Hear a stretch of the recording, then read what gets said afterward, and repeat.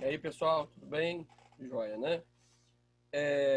O que nós vamos abordar hoje passa pela circulação de pessoas no mundo globalizado, né? Isso já aconteceu há milênios, né? O ser humano ele não para de se movimentar, né? Aliás, o desafio imposto pela pandemia foi que nós ficássemos isolados. E vocês já perceberam, principalmente pelas situações das últimas semanas, o quanto isso está só nem na vontade, né? Então, nós temos aí uma situação de rompimento significativo desse isolamento, né, para atividade de lazer, para a questão do trabalho, né, que ao longo dos meses realmente fica difícil convencer todos que é preciso continuar em casa. Entretanto, pessoal, precisamos perceber também que hoje é, em relação ao passado, muito mais fácil viajar. Você falar em ir à praia, você falar em ir visitar, por exemplo, os católicos, irem em Aparecida do Norte, né? Ou mesmo você, né, que sair daqui e visitar os seus parentes lá em Belo Horizonte, isso há 50 anos atrás seria muito mais complicado.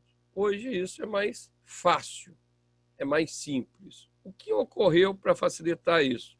Houve um avanço significativo dos meios de transporte, de curtas e de longas distâncias. Então, esse contato maior, né, essa questão do ir e vir no mundo é em função da revolução dos meios de transporte mais fácil.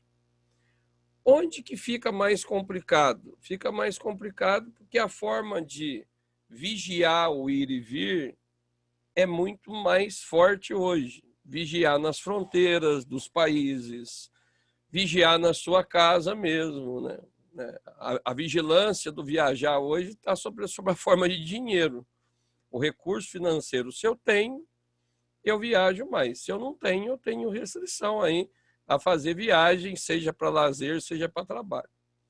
Só que quando eu mudo o foco e coloco especificamente o assunto migração, aí eu tenho que imaginar que existem centenas de milhares de pessoas que migram. Migram por quê? Bom, aí nós temos dois perfis de migração. A migração que ocorre de maneira voluntária e é vinculada basicamente ao interesse econômico. Eu estou migrando para conseguir melhores oportunidades de renda e, por tabela, de vida, né? Então, eu estou saindo do Brasil, indo para a Europa com essa intenção. Essa seria a migração básica.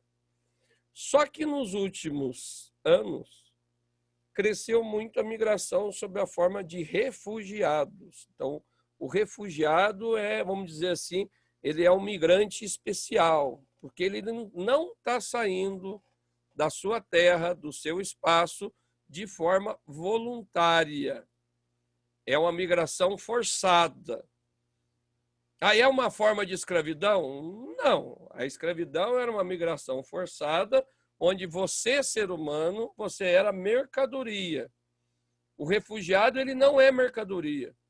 Ele é alguém que foge do seu espaço por motivos de guerra, por motivos de perseguição política, perseguição religiosa. Ele foge também de catástrofes naturais, ele foge do aumento do deserto do Saara, ele foge da guerra da Síria, ele foge da violência praticada em países do Oriente Médio, não só em guerra, mas em disputas étnicas na Ásia, na África, disputas sangrentas, em que as pessoas são definidas pela etnia ao qual ela pertence. Então, o refugiado é um elemento que cresceu em importância na análise migratória recente. Tá? merece o nosso carinho, merece a nossa atenção. Nós temos uma família refugiada da Síria aqui em São Lourenço, né? Mas no olhar de quem recebe não é só carinho, né? O olhar de quem recebe muitas vezes é um olhar de soberba, é um olhar de sou superior e ele é inferior. Ele quem? O refugiado ou o migrante. E esse olhar superior leva o ser humano a preconceito, discriminação e a famosa xenofobia, que é a aversão ao estrangeiro.